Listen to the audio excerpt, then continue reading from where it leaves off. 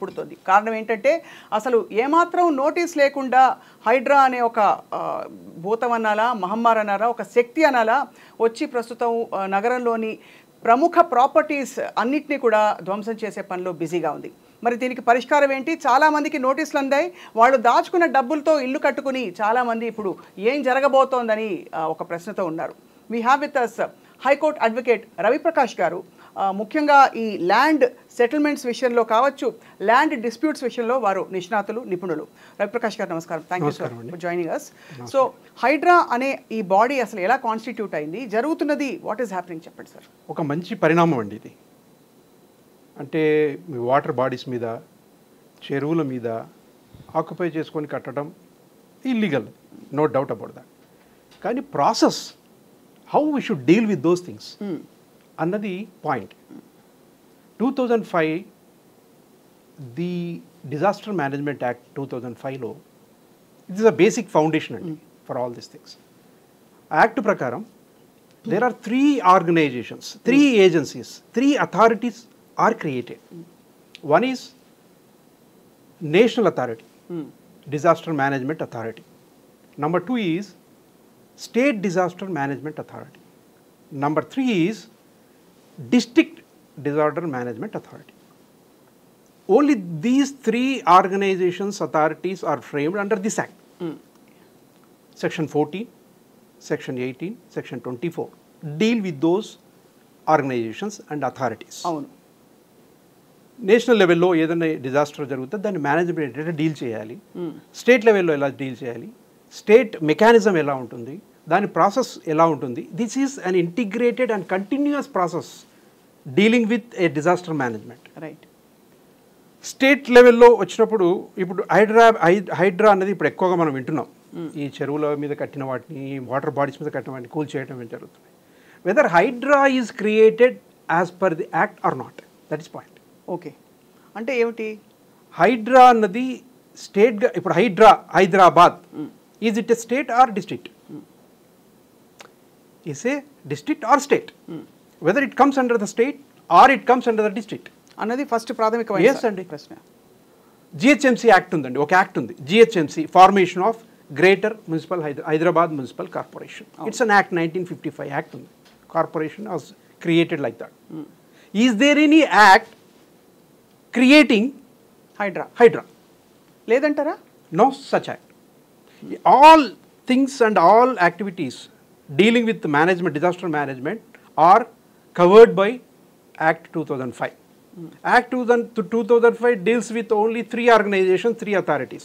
Where is this HYDRA? అదే NDMA, SDMA and District Disaster Management Authority. ఆ authorities కింద executive లెవెల్స్లో executive committees ఉంటాయి, అడ్వైజరీ కమిటీస్ ఉంటాయి to deal with that. It's a process, a continuous and integrated process to have a plan to deal with that disaster management. Right. To have a systematic procedure to deal with the disaster management. ఈ ప్రాసెస్లో ఈ HYDRAA, how HYDRAA was formed అనే దానికి సమాధానం లేదు. Under which activity, under which act, whether it is under state, it works under state or it works under district. అంటే ఇక్కడ evidently state అని అంటున్నాం, కానీ గౌరవ సుప్రీంకోర్టు ఇచ్చిన సూచనల మేరకే అసలు లేక్స్ మీద నిర్దాక్షిణ్యంగా అసలు కూల్ చేయొచ్చు అని చెప్పిన తర్వాతే మేము వెళ్తున్నాం. నో డౌట్ అండి, నో డౌట్ అబౌట్ దట్. ఎవరు కూడా nobody is able to should be permitted to just construct on water bodies. Absolutely, there is no doubt about that. But the mechanism we are creating, the procedure, the process we are creating, the integrated process we are creating, having plans over the disaster management. This is Hyderabad Disaster Response Authority is created under which act, under which authority, whether under state or under district. If it is under state, if they say who has to give notices, who has to go accordingly. If it is under district, who has to go accordingly. Then they have created new pattern of Hyderabad district, Hyderabad Disaster Management Authority. It works under which? The process. It's a question that should be dealt with properly. Right. That's the reason why high courts are, Honorable High Court, Honorable Supreme Courts are granting, injunction, granting orders, interim orders, stopping the demolition because Hyderabad గౌరవ court basically హైదరాబాద్లో జరిగిన డెమాలిషన్స్ని ఆపుతూ కొన్ని ఉత్తర్వులు ఇచ్చిందండి, మధ్యంతర ఉత్తర్వులు ఇచ్చింది. ఎందుకు ఇచ్చిందండి? Mechanism and అది ఇల్లీగల్ కన్స్ట్రక్షన్. ఇల్లీగల్ కన్స్ట్రక్షన్ ఎట్లా డీల్ చేయాలి హైకోర్టు చెప్తుంది. అవును, ఎందుకంటే ఎస్. పైగా కొన్ని విచిత్రం ఏంటంటే అండి, కొన్ని వాటికి వీళ్ళే పర్మిషన్లు ఇచ్చారు. అదే పర్మిషన్లు ఇచ్చారు. పర్మిషన్లు ఇచ్చిన వాళ్ళని ఎట్లా డీల్ చేయాలి? అందులో ఇంకొకటి ఇల్లీగల్ కన్స్ట్రక్షన్ అన్న మాట డిఫైన్ అవ్వలేదు సెక్షన్ యాక్ట్ 2005లో. డీల్ చేయలేదు. ఆ కన్స్ట్రక్షన్ అంటే ఒకవేళ మీరు పర్మిషన్ ఇస్తే ఎట్లా డీల్ చేయాలి? మీరు పర్మిషన్ ఇవ్వకుండా వీళ్ళు ఇల్లీగల్గా కన్స్ట్రక్షన్, వెదర్ పర్మిషన్ ఇచ్చినప్పుడు కన్స్ట్రక్ట్ చేస్తే దాన్ని ఇల్లీగల్ కన్స్ట్రక్షన్ కిందకి వస్తుందా? How to retrieve the situation? Is it retrievable issue? Then మీరే పర్మిషన్ ఇచ్చి మీరే కూల్చడానికి వచ్చినప్పుడు what kind of steps should be taken? ఎందుకంటే చాలా ఇప్పుడు ఎన్కన్వెన్షన్ తీసుకోండి సార్. ఎన్కన్వెన్షన్ అనే ఒక చాలా భారీ స్ట్రక్చర్, దానికి బోల్డ్ అంతా సరే ఏదో ఒక ప్రాసెస్ ప్రకారమే ఆ కొనుగోలు జరిగి ఉంటుంది కదా. సో మరి అది నోటీస్ ఇవ్వకుండా వెళ్ళి రాత్రికి రాత్రి కూల్చేయడం అన్నది అది ఏ మేరకు ఏ పార్టీ న్యాయం అని చాలా మంది. Madam, one thing is even illegal ఒక పర్సన్ పొజిషన్లో ఉన్నా we can't neck him out. Procedure is they. Prior notice ఇవ్వాలి, ఎక్స్ప్లెనేషన్ అడగాలి. నోటీస్ ఇచ్చి 10 ఏళ్ళు స్టే వచ్చింది కదా, 10 ఏళ్లకు పైగా, అంతకంటే స్టే ఏమి ఇస్తారు, ఎన్ని రోజులు అంటున్నారు. అంటే కోర్టుని ధిక్కరించి వీళ్ళు చేసినట్టు అంటారా? లేదు వేరే ఇంకో సందర్భంలో వచ్చిన గౌరవ సుప్రీంకోర్టు ఉత్తర్వులు ఏవైతే ఇల్లీగల్గా ఉండి కూల్చిపడేయండి చెప్పక్కర్లేదని అది వెసులుబాటుగా వాడుకున్నారంటారు. ఇప్పుడు చెప్పక్కర్లేదు అన్నది చెప్పిన తర్వాత ఏ కైండ్ ఆఫ్ ఎక్స్ప్లెనేషన్ వాళ్ళు రిసీవ్ చేసుకున్నారు, ఎలా దాన్ని డీల్ చేశారనేది కూడా పాయింట్ అండి. నోటీస్ ఇచ్చాము మేము వచ్చి కూల్చేస్తామని కాదు. What kind of explanation they have given? మీరే పర్మిషన్లు ఇచ్చారు కొన్ని వాటికి, బాడీస్ మీద, వాటర్ బాడీస్ మీద కన్స్ట్రక్షన్కి గవర్నమెంట్ సమ్ పర్మిషన్స్ ఇచ్చింది. అవును. నవ్వు ఇప్పుడు ఒక ఆర్గనైజేషన్, ఒక అథారిటీని మీరే ఎస్టాబ్లిష్ చేసి ఇమ్మీడియట్గా వచ్చి కూల్చేస్తామంటే కుదరదు కదా. మీ ఎంక్వైరీ కాదు కావాల్సింది, neutral enquiry should be done. For example, survey number 1లో ల్యాండ్ ఉంటుంది, ప్రైవేట్ ల్యాండ్ ఉంటుంది, సర్వే నెంబర్ 2లో చెరువు ఉంటుందండి. Total survey of India map చూడాలి, ఆ ఎక్స్టెంట్ ఆఫ్ మ్యాప్ చూసి accordingly whether it falls under this or not. Water bodies, buffer zones, no doubt permanent constructions ఉండడానికి వీల్లేదు. అవును. కాకపోతే ది ప్రొసీజర్, ది మెకానిజం ప్రాపర్గా మనము అడాప్ట్ చేసుకుంటున్నామా లేదా? అంటే ఒక యాక్ట్ పెట్టి FTL లెవెల్స్లో ఉండే, ఫుల్ ట్యాంక్ లెవెల్లో ఉండే కన్స్ట్రక్షన్ ఏరియాస్ ఏమిటి అని గుర్తించి వాళ్ళకి ఒక సహేతుకమైన అంటే పునరావాసం కల్పించాలంటారా? ఉదాహరణకి చాలా మంది వాళ్ళు ఇల్లు కొనుక్కోవాలంటే మేడం, అది వాటర్ అది సపరేట్గా ఒక యాక్ట్ ఎస్టాబ్లిష్ అయితే తప్ప ఆ యాక్ట్లో క్లియర్గా ప్రొసీజరు, దాని డెఫినేషన్స్, పర్టికులర్ డెఫినేషన్స్ ఉంటాయి. ఆ డెఫినేషన్స్ ప్రకారము, ఆ ప్రొసీజర్ ప్రకారం ఎస్టాబ్లిష్ అవుతుంది. యాక్ట్ ప్రకారం in purview of that act work చేయాలి Hydraa. No doubt, formation, the purport of the formation is good, but the very formation is not in accordance with law. In accordance, right? There should be a separate act enabling that organization to do that, authority to do that. ఎవరు notice ఇస్తున్నారండి? ఎవరు నోటీస్కి ఇచ్చే అధికారం ఉంది? ఇప్పుడు show cause notice ఇస్తాము, ఇచ్చేసి పగలగొట్టేస్తామంటే కుదరదు కదా. అసలు నోటీస్ ఇచ్చే వ్యక్తికి ఇచ్చే పవర్ ఉందా లేదా? వెదర్ ప్రైమరీ ఏజెన్సీస్ అంటారు వీటిని, central, state, district, these are primary agencies, primary authorities. ఒకవేళ if you say this is the nodal agency, if you say Hyderabad disaster management authority is a nodal agency to the primary agency of what? Center, state, or you are using the word Hyderabad. The word Hyderabad. Hyderabad is a district, not a union territory or a separate state. అవును. Then who has to deal with that? Whether state has to deal with that or district has to deal with that. ఎవరు deal చేయాలి దాన్ని? అందుకనే పర్పూట్ కాదండి, దాని formation, legal support ఉండాలి దానికి. ఇప్పుడు లీగల్ శాంక్టిటీ ఈ సంస్థకి లేదంటున్నారు, ఈ వ్యవస్థకి లేకుండా ప్రొసీడ్ అవుతుంది అంటున్నా నేను. అది ఆ లీగల్ శాంక్టిటీ అంటే ఒక యాక్ట్ కిందకి రావాలంటే. మీరు GHMs అంటారు, మీ జ్యూరిడిక్షన్ ఏంటండి? హైడ్రా జ్యూరిడిక్షన్ ఏంటి? What is the jurisdiction of HYDRAA? ఎవరెవరిని వాళ్ళ ఆఫీసర్స్, ఎవరు కన్సర్న్డ్ డిపార్ట్మెంట్స్, దాంట్లో ఎవరు ఎలాంటి ప్రొసీజర్ ఫాలో అవ్వాలి, ఎవరు నోటీస్ ఇవ్వాలి, ఎవరు దేన్ని డీల్ చేయాలి? ఆల్రెడీ పర్మిషన్లు ఇచ్చి ఇల్లీగల్గా కన్స్ట్రక్షన్ చేస్తే, మీ పర్మిషన్స్తో కన్స్ట్రక్షన్ చేస్తే వాటిని ఎలా డీల్ చేయాలి, లేదా వితౌట్ పర్మిషన్ కన్స్ట్రక్షన్ చేస్తే ఎలా డీల్ చేయాలి? ఈ మొత్తం వ్యవహారంలో అప్పట్లో పర్మిషన్స్ ఇచ్చిన కొంతమంది ఆఫీసర్స్ని కూడా ఇంప్లికేట్ చేసే ప్రయత్నం చేస్తారు. ఎవరైనా ఇండిపెండెంట్గా వాళ్ళ ఒక పరిధిలో ఒక గవర్నమెంటల్ ఇది లేకుండా, శాంక్షన్ లేకుండా వాళ్ళ పరిధిలో ఇండివిజువల్గా ఇచ్చుంటారంటారు. ఒకటి మేడం, దీంట్లో ఏమవుతుందంటే every act of it's employee, ఆ సంస్థలో పనిచేసే ఎంప్లాయీ ఏ తప్పు చేసినా during and in course of employment వాళ్ళు ఏ తప్పు చేసినా కూడా అది డిపార్ట్మెంట్ వైకేరియస్లీ లైబుల్ అవుతుంది. వాళ్ళు ఏదో ఇల్లీగల్గా డబ్బు తీసుకొని ఏదో కన్స్ట్రక్షన్ పర్మిషన్ ఇచ్చారు. ఏమండి ఇన్నేళ్ళు అయింది, ఇన్ని కన్స్ట్రక్షన్స్, ఇన్ని లెవెల్స్లో బిల్డింగ్స్ లేచాయి, ఇప్పుడు ఉన్నట్టుండి కనిపించిందా మీకు? ఎందుకంటే అదే ఫాలో అక్కర్లేదా? విషయం. గవర్నమెంట్ ఫామ్ అయిపోయింది, మీరు హైడ్రాని ఎస్టాబ్లిష్ చేశారు, no doubt about that. What kind of procedure mechanism you have adopted? ఎలాంటి ప్రొసీజర్ మీరు ఫాలో అయ్యారు? ఇందులో యాక్ట్ ఫామ్ అవ్వాలని, ఒక యాక్ట్ రావాలి. గవర్నమెంట్కి పబ్లిక్ అకౌంటబిలిటీ ఉంటుందా సార్? అబ్సల్యూట్లీ అండి, absolutely.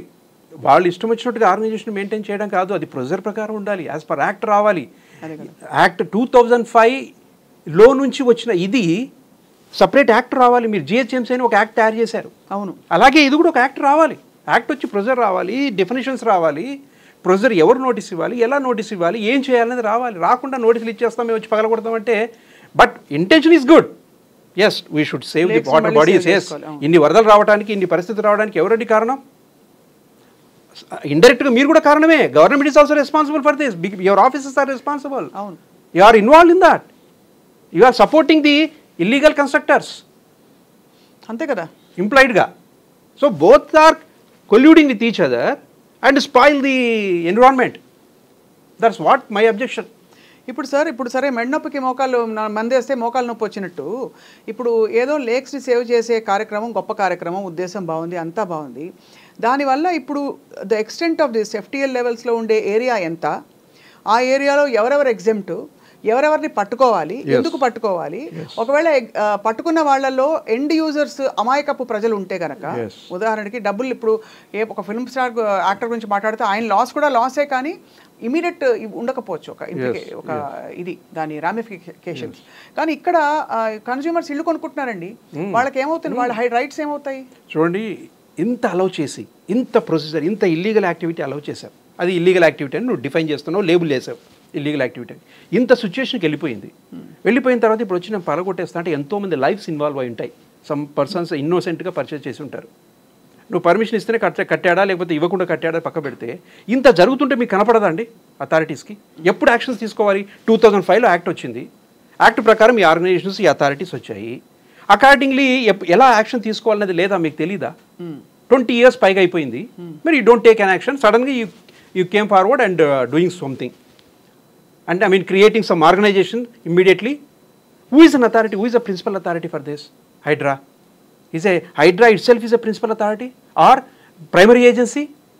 Or is it nodal agency working under central state government? Yeah. You are putting the word high, H you are putting H. Hyderabad, you are putting the word Hyderabad. Hyderabad is a district. So who has to take care of it? But there should be a proper mechanism to deal with disaster management. కానీ ఎలా పరిష్కరిస్తారు sir? Frankly మీరు చెప్పింది రైటే, సరే సంకల్పాలు బాగున్నాయని చెప్పారు, ఉద్దేశాలు మంచివే అని చెప్పారు. ఇప్పుడు మురళీమోహన్ గారికి కూడా, జయబేరికి కూడా నోటీసులు అందుతున్నాయని వార్తలు వస్తున్నాయి కదా, మరి ఎలా డీల్ చేస్తారు? ఆల్రెడీ సపోజ్ నేనో మీరో మనలాంటి వాళ్ళు ఎవరో అక్కడ అపార్ట్మెంట్స్ కొనుక్కుని ఉంటారు. Who is liable to pay that up and return? That state government should take care. Who is getting involved in demolishing all these things with that organization labeled as, styled as Hyderabad Disaster Management Authority. There are 3 authorities. What is the fourth authority? I don't understand. What is the fourth authority, madam? Under which act? 2005 Act says only 3 authorities. What is this fourth authority? You created the fourth authority without any act, without any procedure. That is wrong. Are you dealing with properly or not? You are doing evasive activity.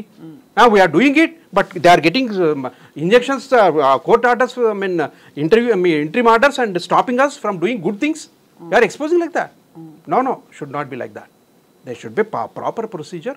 There should be proper act enabling this authority. New authority has been created. Beyond the purview of Act 2005, you created new authority. You are putting the word Hydra. HDRA. Hyderabad Disaster Relief Resource, Response Authority. Disaster Response and Asset Management Authority. What is that authority? Beyond the purview of 2005, there is no such authority at all. You can create a nodal agency saying that, yes, we give notices, you go and do that. They can, state government or district level officers can do that. Authority can do that. What is this fourth authority? I don't understand. This is the fourth authority అంటే మీరు అనేది ఏమిటి, ఇదే గనక state government డైరెక్ట్గా చేస్తే తప్పు కాదండి? తప్పు కాదండి, కానీ డీల్ చేసే విధానం అండర్ దిస్ యాక్ట్ డీల్ చేయాలి. అది 2005 యాక్ట్ పర్వ్యూ ప్రకారం కొన్ని గైడ్లైన్స్ ఫ్రేమ్ అవుతాయి. ఆ గైడ్లైన్స్ ప్రకారం ఇప్పుడు స్టేట్ గవర్నమెంట్ డైరెక్ట్గా చేయకుండా ఎందుకు హైదరాబాద్ చేస్తుంది? ఇదే అండి, ఇదే చెప్తున్నాను. అంటే వాళ్ళు అనుకున్న పర్పోర్ట్ చేయాలనేది కరెక్టే, కానీ చేసే విధానం not in accordance with law. That is the reason why courts are getting involved. పెద్ద గవర్నమెంట్ కి తెలిసి ఉండదు సార్, అంటే legal experts. I can't say so. Why these? There are so many legal. There might be so many legal experts. They would have said it. ఇప్పుడు చాలా మంది RERA approvals ఉన్న చోట, రేరా దగ్గర మొత్తం అంటే డాక్యుమెంటేషన్ ఉంటుంది కాబట్టి ఇటువంటి సమస్యలు రావు. ఇవన్నీ కూడా రేరా లేకుండా కొనుగోలు చేసిన వాళ్ళకి లేదు కన్స్ట్రక్ట్ చేసిన వాళ్ళకి అని అంటున్నారు. Is it real sir, ట్రూస్? No, madam. These hydra is confined to illegal constructions on water bodies, lakes, చెరువులు, కుంటలు కానివ్వండి, ఇంకోటి కానివ్వండి. హైదరాబాద్ చుట్టూ కొన్ని వందల చెరువులు ఉన్నాయండి. మొత్తం పూడ్చిపడేసి కట్టేశారు. That is wrong. ఎందుకంటే వరదలు ఎందుకు వస్తున్నాయండి? అర్బన్ జోన్లో కూడా వరదలు ఎందుకు వస్తున్నాయంటే నువ్వు చేస్తున్న ఇల్లీగల్ యాక్టివిటీయే. కానీ నువ్వు ఇల్లీగల్ యాక్టివిటీకి గవర్నమెంట్ ఏం చేస్తుంది? ఉన్నట్టుండి కళ్ళు తెచ్చుకుంటుంది 30 ఏళ్ల తర్వాత, 20 ఏళ్ల తర్వాత. మేము చేసేస్తాం అని వస్తుంది. What is they can do that? They can, provided they should follow the law. అంతే. Act 2005 is the foundation. దాని ప్రకారం వెళ్ళాలి. That can be which deals with disaster management. విపత్తు నిర్వహణని రెగ్యులేట్ చేసేది, అంటే నియంత్రించేది, దాని సిస్టమ్ను రన్ చేసేది యాక్ట్ 2005 అండి. దాని ప్రకారమే వెళ్ళాలి. అంతే తప్ప నేను ఇంకో కొత్త అథారిటీ క్రియేట్ చేస్తా అంటే there must be separate act. దానికి క్యాబినెట్ అవన్నీ మామూలుగా ప్రొసీజర్ ఫాలో అవ్వాలి. యాక్ట్ ఫ్రేమ్ అవ్వాలి, ఫ్రేమ్ అయ్యే హైడ్రా వర్క్ చేయాలి. ఆ అథారిటీ లేదు దీంట్లో. కానీ ఇక్కడ జస్టిఫికేషన్ ఏంటంటే సొంత సీఎం గారి సొంత బ్రదర్ ప్రాపర్టీ కూడా ఇప్పుడు మనకి కొన్ని ఏరియాలు, గండిపేట ఏరియాలో అక్కడ ఇక్కడ అది ఇట్స్ అట్ స్టేక్ కాబట్టి ఇది నిష్పక్షపాతంగా అసలు చట్టం తన పని తాను చేసుకుపోతుంది అనే లెవెల్లోనే ఇది కనిపిస్తుంది, ధ్వనిస్తుంది. సో మరి చాలా ఏరియాస్కి ఈ సమస్య వచ్చే అవకాశం ఉందా సార్ ఇప్పుడు ప్రస్తుతం ఉన్న పరిస్థితుల్లో? హైడ్రా ఇప్పుడు state level disaster management authority, state అథారిటీలో ex officio chairman is CM. తర్వాత కమిటీ ఉంటుంది, కమిటీ డిసైడ్ చేస్తుంది. ఇప్పుడు హైడ్రాలో ఎవరండి? హైడ్రాలో అథారిటీలో ఎవరు? రంగనాథ్ గారు ఉన్నారు కదా. Ranganath garu one of the organs. Is not a sole and sole కాదు, బట్ ఆయనే నడిపిస్తున్నారు, ఆయనే మాట్లాడుతున్నారు. How can you give this notice? ఏ యాక్ట్ కింద ఇస్తున్నారు చెప్పండి? ఎవరు పర్మిషన్ ఇచ్చారు? That should be, court is so serious about all these things, madam. Those things will be dealt with. We are getting involved and court త్వరలో దీనన్నిటిని తేల్చేస్తుంది. ఇది suo motu తీసుకునే action అంటారా కోర్టు? తీసుకోవచ్చు. పబ్లిక్ ఇంట్రెస్ట్ లిటిగేషన్ కూడా file చేయొచ్చు. Public interest litigation ఒకటి, లేకపోతే aggrieved parties వెళ్ళి ఫైల్ చేసుకోవచ్చు అంటారు. అందుకనే కోర్టు దృష్టికి కొత్త అథారిటీ ఏంటో తీసుకెళ్లాలనుకుంటున్నాం మేము. అదే ఈ కొత్త అథారిటీ ఎట్లా క్రియేట్ అయింది మీరు తీసుకెళ్దాం అనుకుంటున్నారు? నువ్వు చేసే వర్క్కి నువ్వు అనుకున్న సంకల్పం మహా గొప్పదండి. అది చెయ్యాలి కూడా, ఎప్పుడు చేసిండాల్సింది. 2005లో యాక్ట్ వస్తే 2006లో స్టేట్ ఫామ్ అయింది. 2006లో came into force act 2005 2006లో ఫోర్స్లోకి వచ్చింది.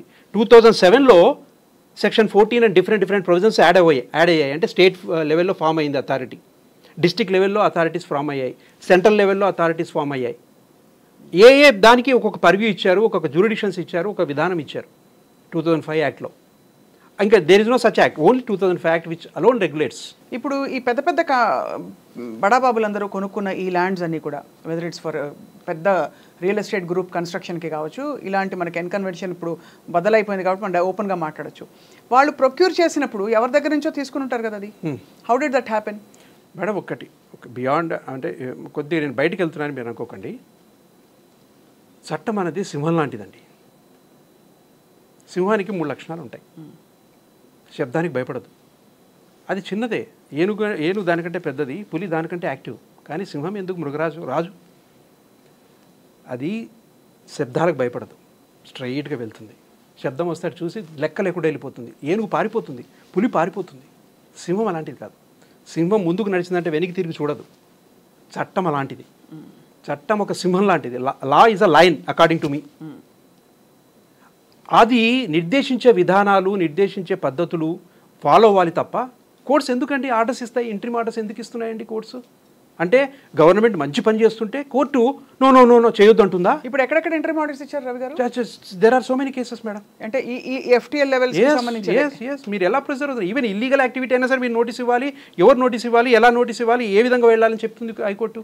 ఆనరబుల్ హైకోర్టు చెప్తుంది. అంతే తప్ప ఇష్టానుసారం వెళ్ళి కూల్చుకోవద్దు, బుల్డోజర్లు పట్టుకెళ్ళి ఎలా పడితే అలా చేయడానికి లేదు. నువ్వు అలౌ చేసావు, 30 ఏళ్ళు అలౌ చేసావు, 20 ఏళ్ల తర్వాత పెద్ద బిల్డింగ్ కట్టి ఒక కొన్ని వందల మంది అక్కడ స్టే చేస్తున్నప్పుడు ఇప్పుడు వచ్చి నువ్వు కళ్ళు తెచ్చుకున్నావు కదా, అప్పుడు ప్రెజర్ ఏం ఫాలో అవ్వాలి?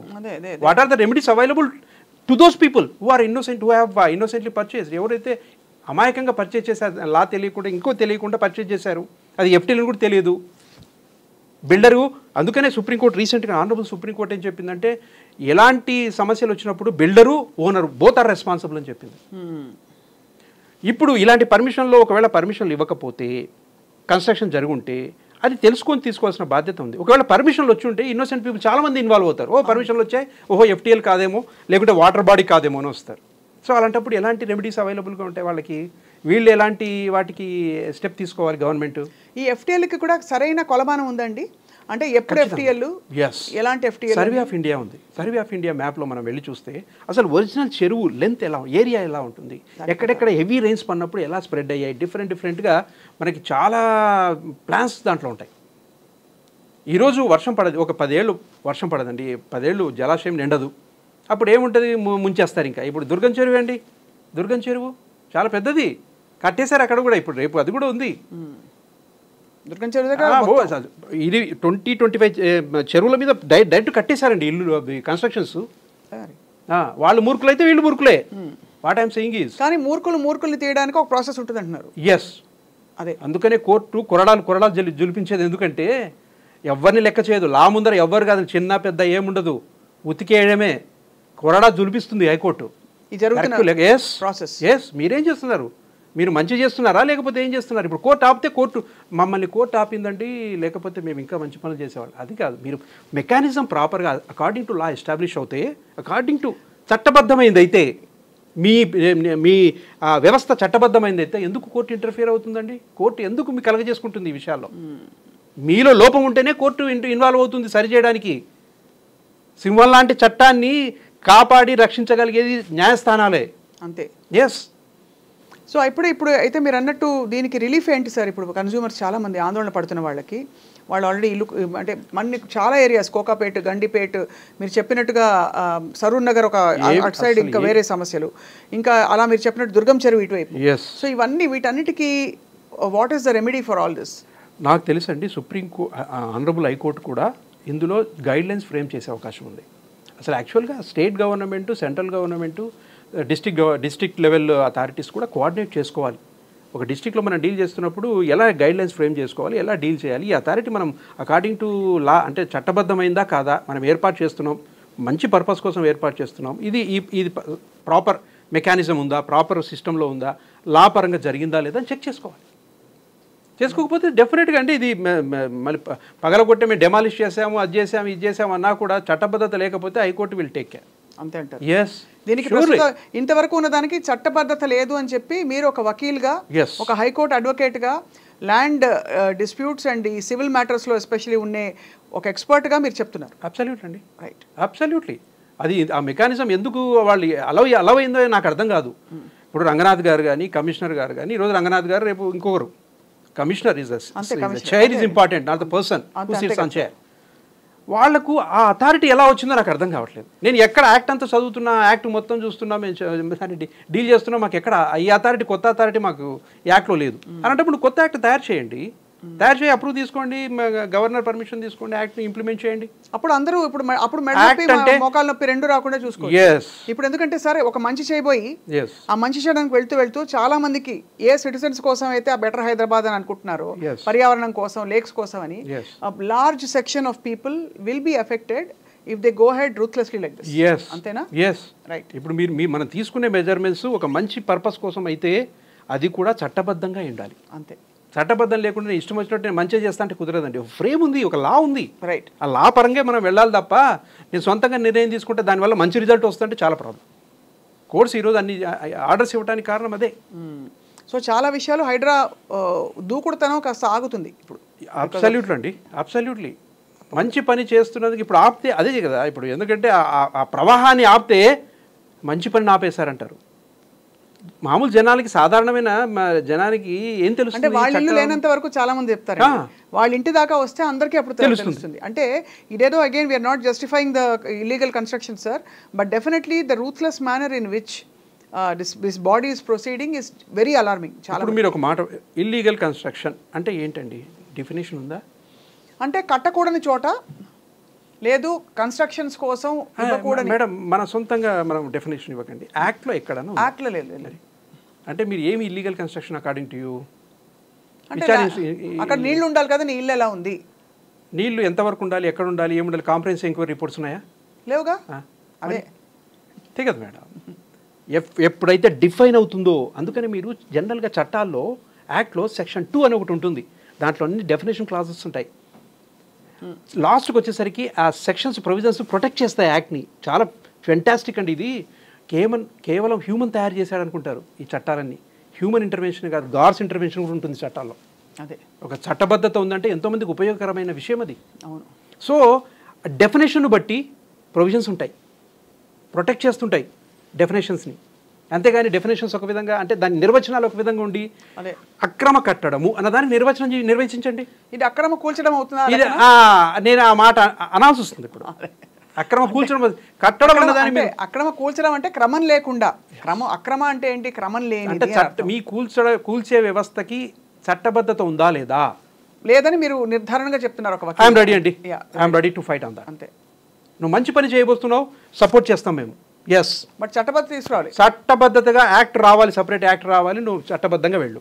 అది if you come like that, మేము కూడా ముందుకు వస్తాం. చెరువులు గిరువులు కాదండి, దీనివల్లే మొత్తం వ్యవస్థ అంతా నాశనం అవుతుంది. మంచి పంటలు పండవలసిన చోట, చెరువులు ఉండవలసిన చోట, ఆరోగ్యానికి మంచి వాతావరణం ఉండవలసిన చోట ఇల్లులు కట్టేసి మొత్తం మష్రూమింగ్ ఎక్కడ పడితే అక్కడ. అవును, ఈ వ్యాపారం అన్నది ఆగిపోవాలి. రైట్.